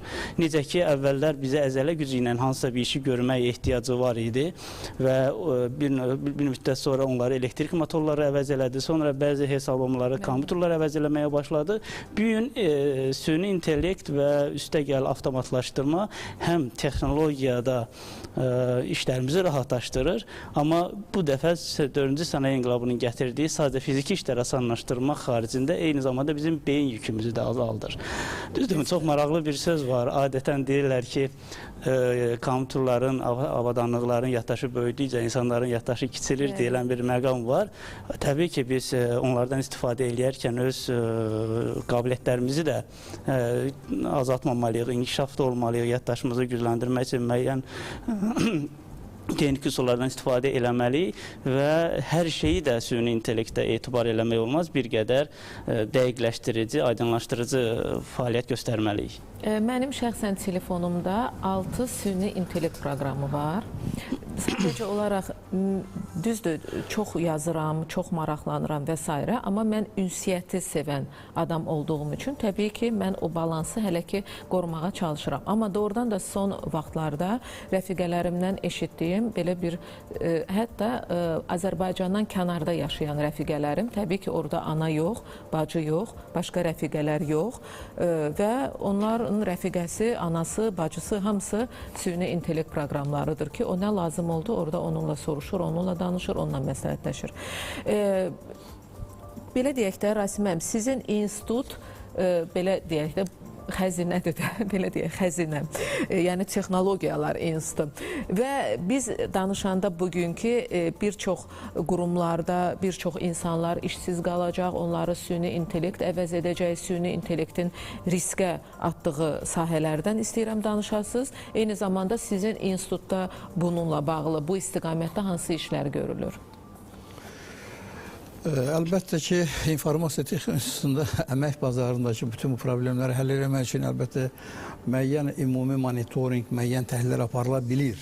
Amma institutun özünün vəzifəsi əlbəttə ki, süni intellekt texnologiyanı istifadə edərək bu verdiyi problemin həllindən yönəlibdir. Yəni, institutun özünün problemləri kiber təhlükəsi problemləridir. Bax, bu Cənab Prezidentin qeyd etdiyi kimi Azərbaycanın yeni rəqəmsal arxitekturasının elmi əsaslarının işlənilməsidir. Rəqəmsal dövlətin özünün intellektuallaşdırılmasıdır. Onun xidmətlərinin belə deyək ki, hakimiyyət qurumları ilə vətəndaşlar arasındakı münasibətlərin daha da yaxşı olmasıdır. Yəni, bütün münasibətlər və bütün məsələlər demək təhlil olunur. Amma o dediyiniz kimi süni intellekt texnologiyalarının ziyanlı təsiri, müsbət təsiri və s. Onun özündə də müəyyən... Siz görürsünüzmü Rasiməm ziyanlı təsirini? Ziyanlı təsirin bilirsiniz hansı mövqedən baxanda görmək olar. Bir konservativ baxış var. Yəni bu dediyimiz konservativ və gələcəyə baxış olan baxışlar həmişə olubdur. Kompüter meydana çıxanda hansı münasibət var idi?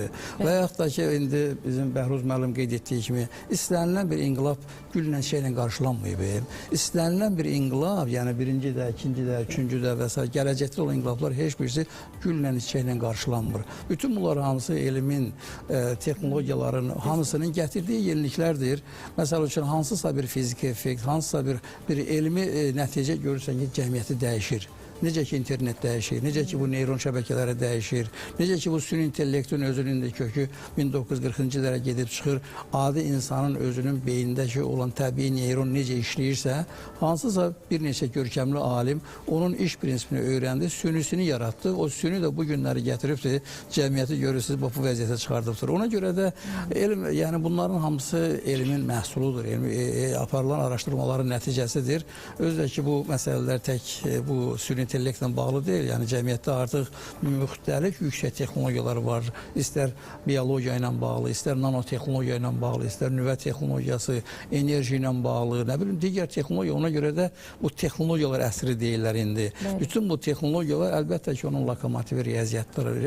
Əlbəttə ki, bunun lokomotivi kompüter elmləridir, rəqəmsal texnologiyalardır. Bütün bu reallıqlar əlbəttə cəmiyyəti dəyişir. Ona görə də o qorxudur, filandır, riskdir. Birincisi demək ki, risk hardan ortaya çıxır. O ki, adət-ənənələr var, insanlarda müəyyən psixologiya var ki, ailə institutları var, bütün bu münasibətlər var, nə bilim, insanlar arasındakı gediş-gəliş münasibətlər, onlar dəyişəcəklər. Çünki bütün bunlar hamısı bu kommunikasiya imkanlarının yaxşılaşması, üstə də gəl artıq informasiya əldə etmək, ondan da üstə gəl bilik əldə etmək, əlbəttə ki, cəmiyyət dəyişəcəkdir. Ona görə də bütün insan fəaliyyətinin bütün sferalarında onun iqtisadiyyat tərəfi də var, onun idarə etməsi də var, onun tibbi də var, onun hər şey də var. Onlar hamısı bütün bu texnologiyaların, elmin demək ki, nailiyyətləri nəticəsində dəyişəcəkdir. Ona görə də biz bunun qabağına hansısa bir sipər çəkək ki, bunun qarşısında o qeyri-mümkündür. Ona görə də cəmiyyəti bunu hazırlamaqdan söhbət gedir. Əksinə təkmilləşmək lazımdır. Bax, bəli. Bax, bunun özünün arxasında məsəl üçün də deyirik, təkmilləşdirmək lazım. İnsanlar yenidən bu işlərə uyğunlaşmalıdır, bilikləri əldə etməlidir. Fikir verdinizsə, cənab prezidentin çıxışında dedi ki, orta məktəblərdə süni intellektlə bağlı biliklər tədris olunsun. Orta məktəb nə deməkdir? Bu xatırladır bizə keçən əsrin 30-cu illərində savadsızlığın ləğvi deyilən bir vaxt ilə Sovetlərin vaxtında, kommunistlərin vaxtında belə bir şey vardı. Savadsızlığın ləğvi. Yəni oxumağı bacarmalıdır, nə bilim hesab əməllərini bilməlidir. Minimum heç olmasa o biliyi bilməsə cəmiyyətin normal vətəndaşı ola bilmir. Gedib əmək bazarında iş tapa bilmir. Hansısa bir rutin, bir xırda bir işləri həyata keçirə bilmir ki, el arasında belə bir söz var da, bir balaca diplomun olsun, bir balaca nə bilim nəyin olsun, gedib çörəyin olsun. Bax, söhbət indi gəlib o müddətə çatıb ki, artıq cənab prezident indi müxtəlif sahələrdə, ali təhsildə, müxtəlif sferalarda lazımi qərarlar verilir, müvafiq dövlət orqanları süni intellektlə bağlı alimi də, müəllimi də, professoru da bu istiqamətdə düşünür, fəaliyyətini görür. Amma cənab prezidentin atdığı addımın ən belə deyək ki, bu günləri çox mühüm əhəmiyyət kəsb məqamı orta məktəbdə icbari olaraq hər kəsə o biliyin verilməsidir. Yəni, orta məktəbdə o süni intellektlə o minimum biliyi əldə eləyən artıq əmək bazarına hazır gələcəkdir. O hesabı vurmanı, nə bilim, əlifbanı bilən insan kimi artıq bugünkü əmək bazarı bugünün hesabı, bugünün əlifbası o süni intellektin əlifbasını bilməkdir. Əgər süni intellektin davrana bilirsən, o dataları yığa bilirsən, o dataları saxlaya bilirsən, o dataları qoruya bilirsən, o dataları o süni intellekt mühəndisliyi deyilir, süni intellekt bu maşınlarına başa sala bilirsən, oradan keyfiyyətli biri əldə eləyə bilirsən, əmək bazarında hansısa şirkətlə müqavilə bağlayıb həmin o işləri həyata keçirirsən, sən olasan həmin cəmiyyətin üzvü. Ona görə də bu günləri süni intellektə qarşı müharibə aparaq ki, o gəlmə, bizim işimiz var, gücümüz var, mümkün deyil.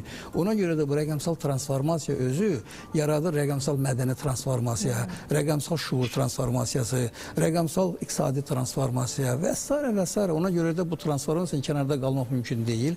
Dövlətimizin də siyasəti ondan ibarətdir ki, bütün bu proseslər hamısı belə deyək ki, idarə olunan olsun, əlaqələndirilsin. Ölkəmizdə rəqəmsal savadsızlıq deyilən o problem həllini tapsın. Yəni, onun da tərkibində kompüter işləmək bacarıqlarıdır. Bu cəmiyyətin özünün yaratdığı o iqtisadi münasibətlərdir, hüquqi münasibətlərdir. Onları insanlar bilsinlər və yavaş-yavaş insanların özünü bu cəmiyyətə hazırlamaqdan söhbət gedir. Ona görə onun başqa yolu yoxdur. Və əlbəttə ki, bu istiqamətdə və onu da nəzərə alsaq ki, bu cəmiyyətin özü, baxmayaraq ki, bir dövlətin konstitusiyon mühitindədir, Amma digər tərəfdən qlobal deyək ki, virtual məkandadır. O demək ki, çoxlu risklər var, təhlükələr var. Əmək bazarı artıq milli əmək bazarlığından çıxır. Rəqəmsal platformalı əmək bazarı dünyada olan əmək bazarının bir tərkib hissəsinə çevrilir. Necə deyirlər, burada yaşayan insan gedib dünyanın başqa yerində sərbəst işləyə bilir. Yəni əmək bazarının özünün xüsusiyyətləri dəyişir. Bəli. Əmək bazarının özü indi o 3-cü sənaye inqilabının yaratdığı əmək bazarı bu sərhədlərlə belə deyək ki, əhatə olunmuş Azərbaycanın milli əmək bazarı idi. İndi virtual əmək bazarıdır. Dünyanın tərkib hissəsidir. Bu günləri Azərbaycan vətəndaşları o rəqəmsal biliklərə, keyfiyyətli rəqəmsal biliklərə malik olan insanlar çox asanlıqla dünyanın başqa ölkələrinin əmək bazarına daxil olur, işləyir, çalışır, müəyyən maaş alır, dəyər yaradır və s. Ona görə də bugünkü əmək bazarı hətta belə bir şey var, deyirik ki, həddi buluğa çatmayan insanlar işləyə bilməz. Rəqəmsal bu əmək bazarında elə anlayış yoxdur. Və yaxud da ki, deyirsən təqaüdə çıxmalısan filan vaxtı, çünki müəyyən qədər fiziki işdir, oturaq işdir, gərək səhər saat neçədən gələsən işə, oturasan, gedəsən hamiyə. Bu yaşlı adamlar üçün əlbəttə problem yaradır. Amma bu virtual əmək bazarında nə daxil var? Sənin 65 yaşın var, 70 yaşın var, 90 yaşın var. Əgər sənin rəqəmsal biliyin yerindədir, bacarığın yerindədir, sən o süni intellektdən istifadə edə bilirsən, öz biliyi kommersiyalaşdıra bilib hansısa dəyər yarada bilirsən, belələri də var. Ona görə də əmək bazarının özü bizim anladığımız ki, o indi başlamışıq ki, narahat olun, bu əmək bazarı belə olacaq, nə bilim mən, iş yerləri, filan təşkilatlarda kadrlar şöbəsi, orada vakansiya gedəcəm, orada nə bilim mən, iş tapacağım, tapmayacağım. Əmək bazarı virtualda bunun sonu yoxdur. Bir elastik bir şeydir. Mobil bir şeydir ki, iş yeri anlayışı da yoxdur. Mobil telefon, smartfon özü sənin üçün iş yeridir. Həm ofisdir, həm nə bilim mən, alətdir, həm kompüterdir, həm kommunikasiyadır, həm ailənlə münasibət yaradırsan, həm qohum əqrəbinlə münasibət yaradırsan, özü də müəyyən öz maraq dairə aid olan insanlara təmasda olursan, yəni o əmək bazarı o deyil ki, deyəsən ki, hə, mövcud sistemdir, müəyyən ştatlar var, orada mən nə bilim mən qorxacağam, iş yerimi birdən ixtisara salarlar. Yox, bu əmək bazarı başqa şeydir. Bu əmək bazarının özünün necə deyirlər, ölçüsü, sərhədi yoxdur, mobildir, dünyadır. İnsanların qorxduğu nədir, Rasiməm? Siz həm də bir ağsaqqal kimi də, yəni biliksizlikdir, yəni öyrənməmək. Yox, intellekt ağsaqqal tanımır. Deməli, Rasiməm, o qədər gözəl izah edirsiniz və məlum olur bir daha ki, süni intellekt bir çox qapıları bağlasa da, amma ki, çox geniş imkanlar yaradır. Çox geniş imkanlar. Və ümumiyyətlə, bilmirəm, misal üçün, bugün də deyəsən var hələ o sistem, CV təqdim olunanda kompüter bilgisi... Bir dənə də əlavə edeyim.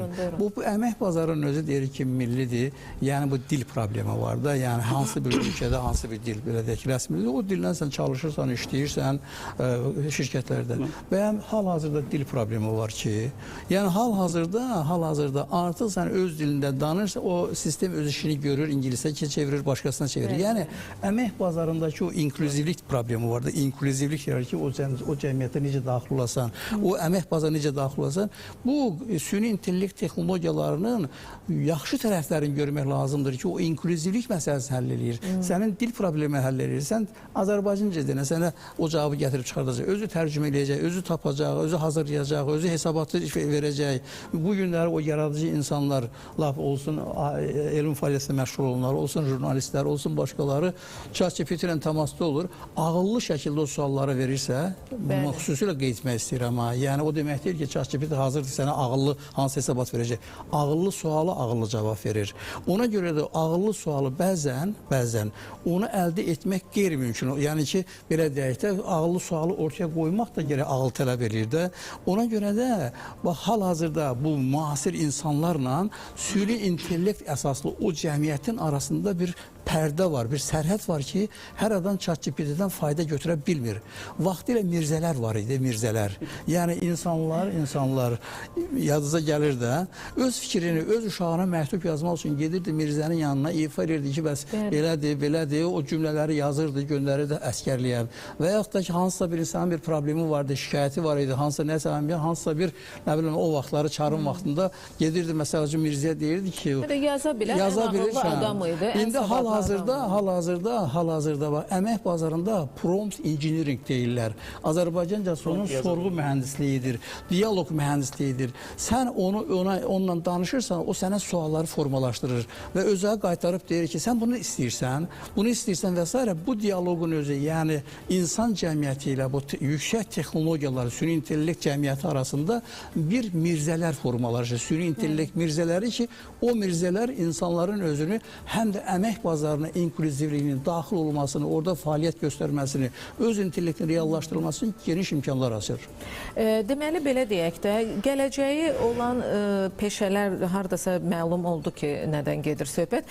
Kənd, rayon və ya əyalətdə yaşayan, misal üçün 17 yaşlı yeniyetməyə məsləhət gördüyünüz 3 peşə ixtisası hansı olar?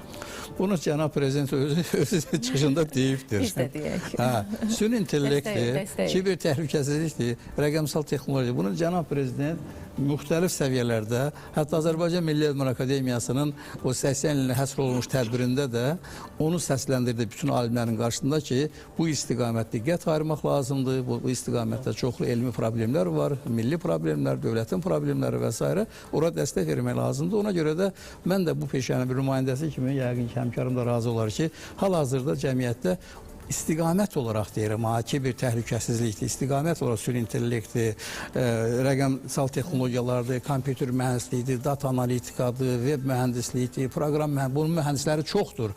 Amma çətir olaraq deyirəm ki, 3 dənə dayağın üzərində qurulub bu söhbətlər. Ona görə də hal-hazırda bunu mən demədim. Artıq cəmiyyətdə bu istiqamətdə, hətta dünyada, yəni bu istiqamətdə böyük bir trend vardır. İnsanlar iştirak edirlər. Ona görə də bütün bu dediyimiz qorxuların filanların hamısının kökündə insanları, təhsili, bütün prosesləri, o çağırışları hazırlamaqdan söhbət edir. Belə deyək də, təkcə hansı peşə çox pul qazandırır fikri olmamalıdır? Hansı peşə süni intellektə davam gətirə biləcək? O pulun özü yaxşı motivatordur. O pul olması mümkün deyil. O da olsun, amma ki, indi pul qazandıran çox peşələrə də süni intellekt mane olacaq axı. Yox, aydın məsələdir. Hal-hazırki müqayisədə, mən üzr istəyirəm deyəsən. Buyurun. Hal-hazırda süni intellekt təbiidir ki, əlbəttə ki, insanlar çalışırlar ki, az xərcləsin, əziyyət çəkməsin və s. bu şərtlər daxilində istəyirlər ki, çox pul qazansın. Ona görə də bu süni intellektin özü də iqtisadiyyatı dəyişir. Çünki artıq o məhsulların ortaya çıxması, yəni belə deyək də, artıq bu iqtisadiyyatın özündə də gedən o dəyişikliklər, sirkulyar iqtisadiyyat ortaya çıxıbdır. Yəni o nə deməkdir ki, yəni itkisi, biri var ki, itkisi olanın təzədən təkrar emalla, filanla iqtisadiyyatı inkişaf etdirmək, hal-hazırda o ideyadan başlayaraq, o istehlakçıya qədər bütün proseslərin özü süni intellekt texnologiyaları əsasında o məlumat toplamaq insanların arzusudur və s. Bunun əsasında elə bir iqtisadi proses gedir ki, süni intellektin əsasında heç orada içki ortaya çıxmır. Yəni sən konkret tələbatın olaraq o təlabatı alırsan və onun da demək xərci də azalır, onun maya dəyəri də azalır, onun qiyməti də aşağı olur və kütləviləşir və s. və s. Bəli.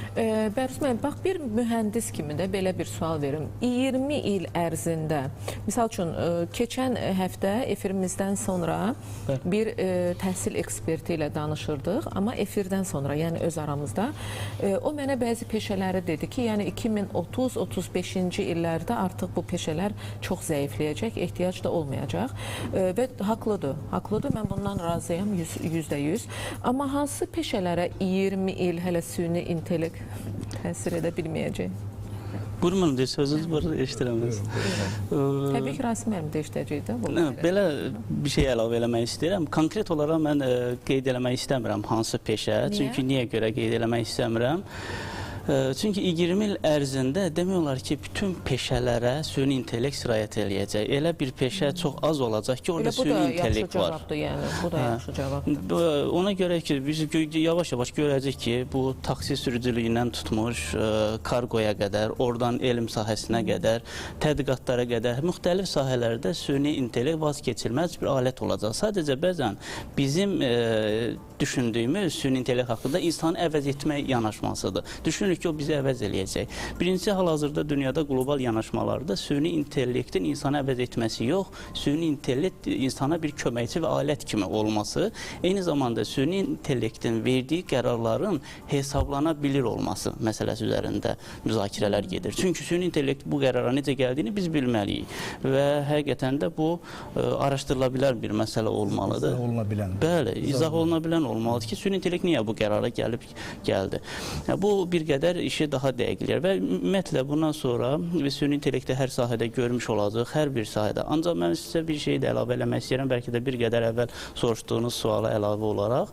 Deməli, mən sizə Dünya İqtisadi Forumunun bir işlərin gələcəyi hesabatı var 2025-ci ilə aid. Orada bəzi qeydlər eləyib. İstəyirəm onu sizlə bölüşüm.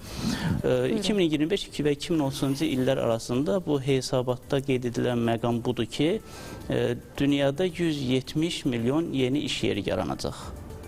Amma 92 milyon iş yeri isə bir qədər köhnələcək, bazarda təbii olaraq sıxışmağa başlayacaq. Amma toplam olaraq 78 milyon yeni iş yerdən fərq edir. Bəli. Yəni, bəzi insanlar elə başa düşür ki, süni intellekt gəldi və biz işimizi əlimizdən aldı. Bu məqam bir qədər doğru deyil. Sadəcə nə baş verir? Hesabatda digər bir məsələ var ki, mən ona istinadən danışıram, deyirəm ki, hesabat qeyd edir ki, insanların öz ixtisaslarını inkişaf etdirməyə ehtiyacı var. Rasim müəllim də qeyd elədiyi kimi özlərini inkişaf etdirməlidir, yerində qala bilməz. Yerində qalan inkişaf etməyə mütləq bazardan çıxmağa məcbur qalacaq. Çünki tələb təklif məsələləri mövcuddur və 39% 5 il ərzində işçilərin 39% özünü inkişaf etdirməyə məcbur qalacaqlar ki, özlərinin öz bazarda mövqelərini qorusunlar. Ona görə də bəzən yaranan bu şübhə ki var, işlər alınmayacaq, işsizlik yaranacaq və hansı bir problem olacaq, bu doğru deyil. Çünki mən sizə bir misalla bunu ifadə eləmək istəyirəm ki, maşınlar yeni çıxmağa başlayanda əsrin əvvəlində faytonçuların hər hansı bir şikayətini görmədik. Çünki bizim işimiz əlimizdən alındı, faytonçu. Bu transformasiya uzun illər müddəti vaxtında gedir, amma təbii ki, insanlar inkişaf etməlidir. Bəzi istisnalarda ixtisarlar və ya kimisə özünü inkişaf etdirmədiyinə görə işdən kənarda qalması bu məsələyə aidiyyatı yoxdur, tamamilə başqa prizmadır. Ona görə də düşünürəm ki, heç kəs düşünməməlidir ki, süni intellekt işsizlik yaradacaq, ciddi problem yaradacaq. Əslində insanların işini rahatlaşdıracaq, əzələ gücünə olan ehtiyacı azaldacaq, daha çox sürət yaradacaq. Bir müqayisə demək istəyirəm, əvvəl bir məktub göndərirdik. Bu bir çaparla 3 ay gedirdi. Sonra vəziyyət elə yarandı ki, texnologiyada biz onu maşınla aparmağa başladıq, təyyarə ilə məktub çatdırmağa başladıq. Sonrası e-mail məsələsi gəldi. Bu işi bir qədər də sürətləndirdi.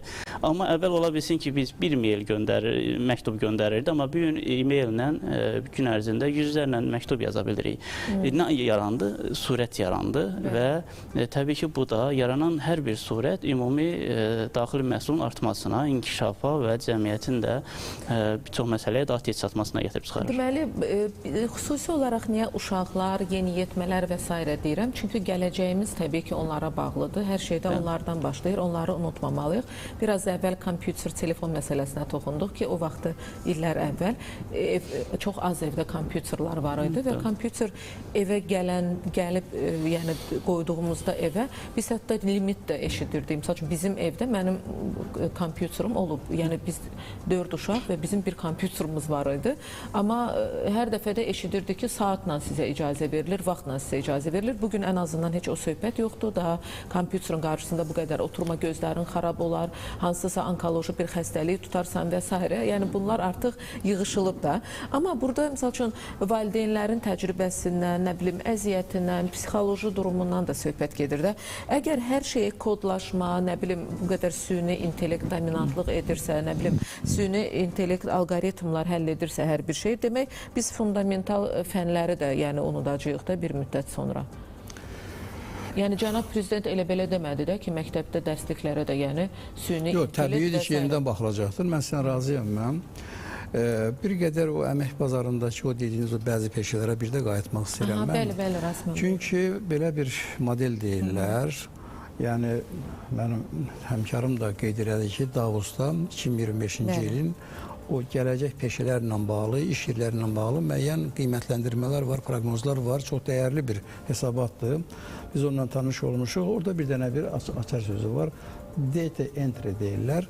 Yəni söhbət ondan gedir ki, cəmiyyətin informasiyalaşan, rəqəmsallaşan cəmiyyətinin özü 4 təbəqədən ibarət olur. İlkin datalardır. Məsələn, tibb olsun, ilkin olaraq analizlərdir, filənlərdir və yaxud da ki, meteoroloji verilənlərdir. Bu nöqtədə temperatur nə qədərdir, bu nöqtədə nə bilim, küləyin sürəti nə qədərdir. Bu datadır. Hələ bu böyük bir semantik yükə malik deyil. Yox, yaddaş yox. Data o deməkdir ki, hələlik o özü tam mənzərə yaratmır, tam semantika vermir, tam məzmun vermir.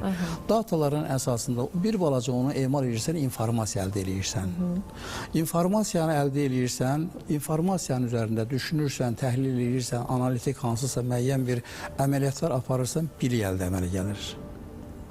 Biliyin də üstündə fikirləşirsən, nə bilim mən keçmişi, gələcəyi, sağı, solu, nə bilim çox ölçülü, misal üçün də müxtəlif məsələləri, faktorları nəzərə alırsan, onda müdriklik ortaya çıxır. Yəni, süni intellektin özü, ilkin olaraq o data əsaslı peşələrə yönələcəkdir. Bəyəxları təqribən buna bənzər fikir ifadə etdim. Yəni, aşağı təhsili olan və ya da təhsili olmayan rast gəldiyi bütün o situasiya datalarla bağlıdır. Məsəl üçün, darvazanı aç bağla, maşının nömrəsinə bax. Əgər o maşının nömrəsi sənin siyahında varsa, qapını açırsan. Və yaxud da ki, nömrə yoxdursa, qapını açmırsan. Bəli?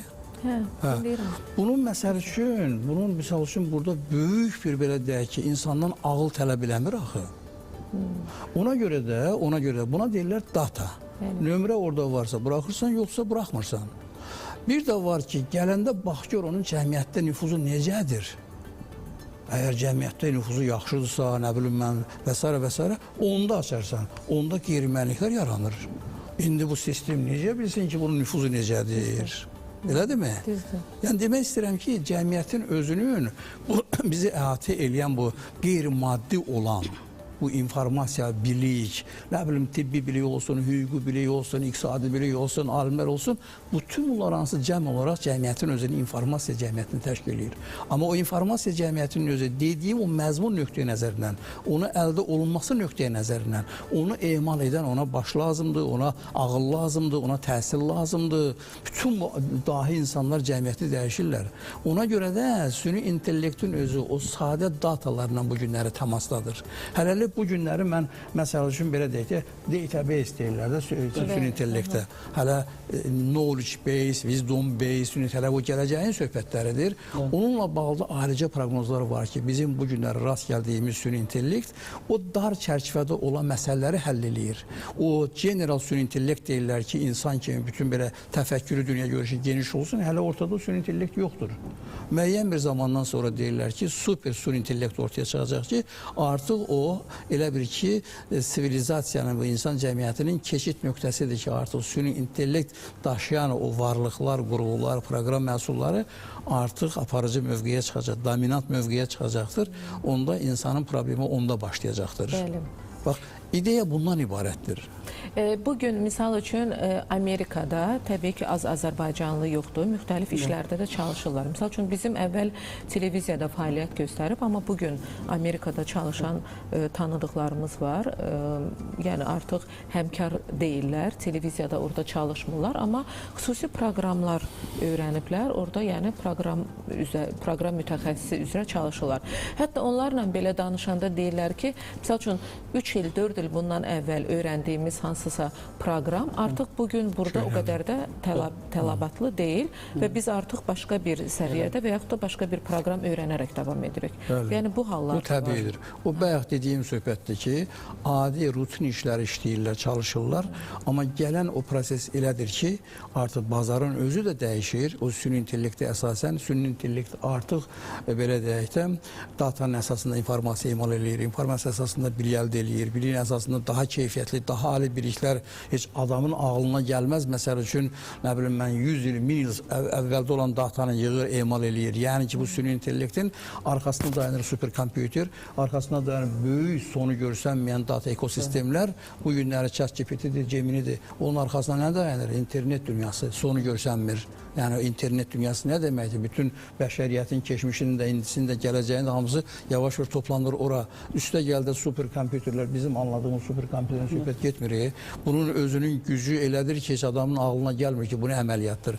Ona görə də Ona görə də üzr istəyirəm demək, ona görə də bax bütün bu informasiya aləmində belə bir süni intellekt maşınların buraxılması, üstə gəldə onun elmi nəzər əsaslarının inkişaf etdirilməsi, o qeyd etdiyiniz alqoritmlərin özünün çox böyük imkanlara malik olması və ən başlıcası ondan ibarətdir ki, onun bayaqları dediyim kimi bir neyronun sirri bu günləri cəmiyyəti bu vəziyyətə gətirib çıxardıbdır.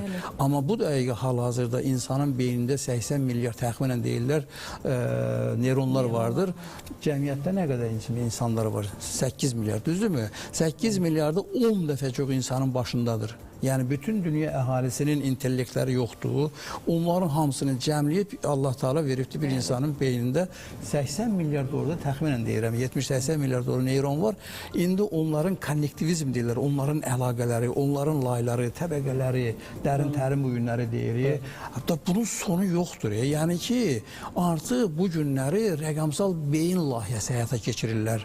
Mən o konferansda iştirak eləmişəm, dünya forumunda iştirak eləmişəm.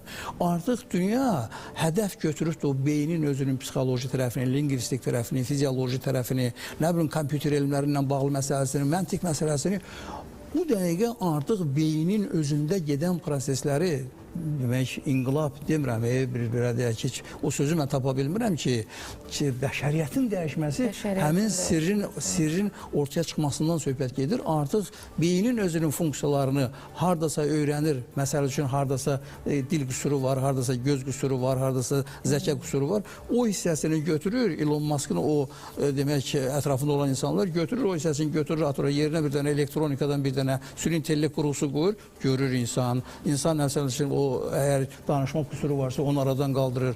Yəni artıq elm bu istiqamətdə gedir. Ona görə də bütün bu prosesləri sadəcə müzakirə etmək, anlamaq və cəmiyyəti onu hazırlamaq lazımdır. Bunun yenə də qeyd etdiyim kimi cəmiyyətdə bunun təsiridir, keyfiyyətli biliklərdir. O bayaqki sualın deyəsin cavab vermədim. Orta məktəbdə dərslərin keyfiyyətinin dəyişilməsi. Çünki artıq riyaziyyətin özü də süni intellekt yönümlü riyaziyyət olmalıdır. Yəni bilirsiniz necədir Rasiməm? Süni intellektin imkanları genişdir. Bilənlər var bunu, fərqindəyik, bilirik. Biraz əvvəl çox yaxşı bir fikir söylədiniz ki, sən süni intellektdə də ağıllı sual versən, ağıllı cavab alacaqsan və ağıllı istiqamətlər və məsləhətlər alacaqsan. Yəni süni intellektdən sən falçı, süni intellekt falçı deyil axı, sən ona yazsan ki, görəsən mən... Elə o falçılıq eləyər o, süni intellekt falçılıq eləyər. O verilən sualdan asılıdır. Məndə adamlar var ki, yazır ona ki, misal üçün yoldaşım bugün evə gəldi, qanı qaradı, mən indi ondan necə danışmalıyam? Ona da reaksiya verəcəkdir. Ona da reaksiya verəcək. O falçılığın özünün... Amma bu inkişaf deyil. Yox, falçılığın özünün mənbəsi o insanın özünün təhsilinin aşağı olmasındadır. Söhbət bundan gedir. Yəni yazıq süni intellekt neynəsin ki?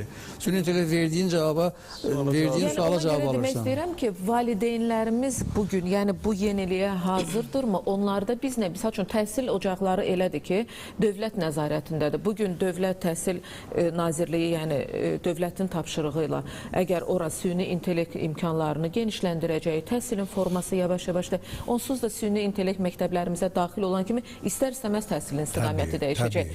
Öz axarında, hətta heç bir əziyyət çəkmədən. Çünki uşaqlarımız ən azından buna hazırdır artıq. Uşaqlar bunun üçün dünyaya gəliblər yəni. Amma valideynlərin də üzərinə bir missiya düşür burada. Bugün biz uşaqların əlindən telefonu almağa cəhd edirik. Bəlkə misal üçün mənim oğlum götürür, otel oynayır, otel oyunu oynayır. Onları səhər, nə bilim, əmirlər verir, kim hansı işi görməlidir. Bir də görürsən, kimisə cəzalandırır və s. və s. İndi onun oteli yoxdur, bizim ailəmizdə də oteli olan yoxdur.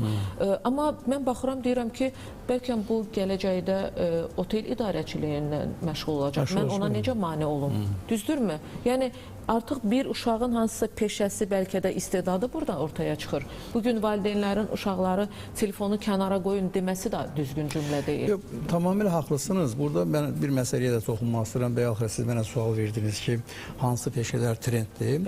Düzdür, kibir, təhlükəsizlik və s. və ilə axıra. Amma məsələ bundan ibarətdir ki, insanların fəaliyyəti tək kompüterlə bağlı deyil axı. Tək bu deyək ki, süni intellekt sahəsi deyil axı və informasiya texnologiyaları deyil. İnsan fəaliyyətində fərqi yoxdur. həkimdir, nə bilim mən sizin dediyiniz kimi turizmi... Əl işləri var da, mebel düzəldəni var istənilən bir və iş, s. istər yaradıcılıqdır, istər bəstəkarlıqdır, istər musiqidir, istər nədirsə, onsuz da onların hamısı data əsaslıdır. Yəni, onsuz da hər sahənin özünün datası var. Tikintində datası var, şəhər təsərrüfatının datası var, idarəetməndə datası var, həkimliyində datadır. Yəni, bu data deyilən o ilkin datalar var. Onlarla davranmaq, onları saxlamaq, onları qorumaq, onları emal etmək gözümün qabağında nəyə? Misal üçün, sən biraz proqram mühəndisi olmalısan, sən data analitik olmalısan, sən kiber təhlükəsizliyin əlifbasını bilməlisən, sən süni intellekt maşınlarının xüsusiyyətlərini bilməlisən, sən maşın təlimi mühəndisliyinin müəyyən elementlərini bilməlisən ki, sən yaxşı turizm meneceri olasan, yaxşı həkim olasan, yaxşı nə bilim mən tikinti, inşaatda məşğul olasan, aparıcı olasan, təbiidir. Yəni, insan fəaliyyətinin elə bir laf dediyim kimi dənizdə ol, göydə ol, yerdə ol, dağın başında ol, heç bir fərqi yoxdur. Bu biliklərə, çoban ol, fərqi yoxdur. Bu biliklərə sən malik olmalısan. Bu bilikləri malik olmalısan. Çoban demiş ki, dronu o idarə edə bilməsə, dronla onu nəzarət edə bilməsə, hansısa müəyyən o manipulyasiya etməsə, orada çobançılıq edə bilər. O qədim əsərlərdə olan kimi çobançılıq ondan deyir ki, çomağa götürəsən nəsə. Bu günləri artıq elektronik əsasında, rəqəmsal texnologiya əsasında o kənd təsərrüfatı idarə olunur. Yəni, o dediyimiz kənd təsərrüfatı elə özü ümumiyyətlə rəqəmsal bizim cəmiyyətimizin bir aktiv hissəsidir. Orada bütün qabaqcıl texnologiya tətbiq olunur. Ona görə də sizin dediyiniz o məsələ var ki, nə etməliyik? Əlbəttə təhsildir. Əlbəttə indi müvafiq orqanlar, Elm Təhsil Nazirliyi də, ali məktəblər də və s. bu istiqamətdə artıq necə deyirlər, rəqəmsal inqilab başlayıbdır. O rəqəmsal inqilaba bu cəmiyyəti hazırlamaq üçün və bu proses özü Azərbaycan problemi deyil, dünyada gedən problemlərdir. Ona görə də hara getsən dünyada bu problemlər müzakirə olunur ki, insanları biz necə hazırlayaq məsələyə.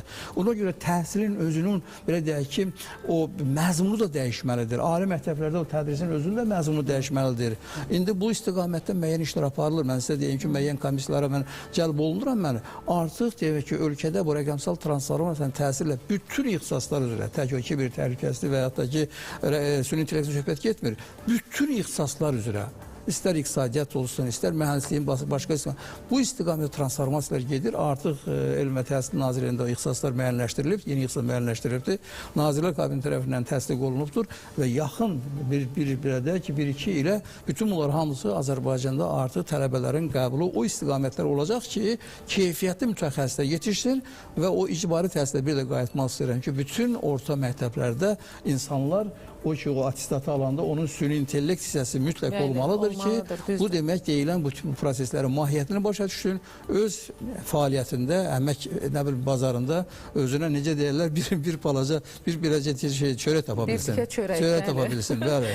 Bəruz müəllim, əslində bugün Rasim müəllim biraz əvvəl düzdür, ağsaqqal dedim, dedi, süni intellekt ağsaqqal qəbul etmir, amma ağsaqqal da belə olar da, maşallah, İngilis dilli və s. Bugün siz bizə master class keçdiniz. Təşəkkür edirəm. Ona görə də vaxtımız bitir, yekunlaşdırırıq. Mən təşəkkür edirəm gəldiyiniz üçün.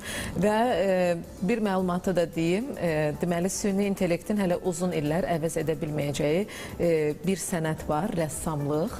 Və bu axşam böyük ustad, 80 yaşlı xalq rəssamı Ağali İbrahimovla yazı taxtasında söhbət etmişik. Bütün tamaşaçılarımı Real Televiziyasının efirində saat 21:30-da təbii ki, ağıllı və zövqlü tamaşaçılardan söhbət gedir.